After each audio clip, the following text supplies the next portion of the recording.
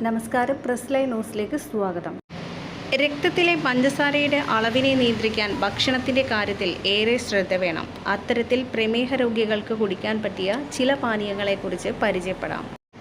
Anti ഓക്സിഡൻറ്റുകൾ ധാരാളം അടങ്ങിയ green tea കുടിക്കുന്നത് രക്തത്തിലെ പഞ്ചസാരയുടെ അളവിനെ നിയന്ത്രിക്കാൻ സഹായിക്കുന്നതാണ്.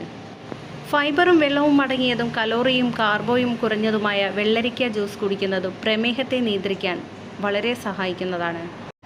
നാരങ്ങ വെള്ളം ഉപ്പിട്ട് കുടിക്കുന്നത് പ്രമേഹ രോഗികൾക്ക് നല്ലതാണ്.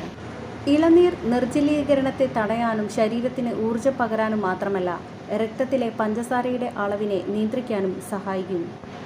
ഫാറ്റും കാർബോഹൈഡ്രേറ്റും കലോറിയും കുറഞ്ഞ ഫൈബർ അടങ്ങിയതുമായ പാവയ്ക്ക ജ്യൂസ് കുടിക്കുന്നതും രക്തത്തിലെ ഗ്ലൂക്കോസിൻ്റെ അളവ് ഉയരാതെ നിലനിർത്താൻ നല്ലതാണ്. ഫൈബർ ധാരാളം അടങ്ങിയ നെല്ലിക്ക ജ്യൂസ് കുടിക്കുന്നതും രക്തത്തിലെ പഞ്ചസാരയുടെ അളവിനെ നിയന്ത്രിക്കാൻ സഹായിക്കും. ഉലുവ വെള്ളം കുടിക്കുന്നതും പ്രമേഹത്തെ നിയന്ത്രിക്കാൻ സഹായിക്കും. ഇതിനായി ഉലുവ തലേന്ന് രാവിലെ വെള്ളത്തിലിട്ട് കുതിർത്തതിനു ശേഷം ആ വെള്ളം രാവിലെ കുടിക്കാം.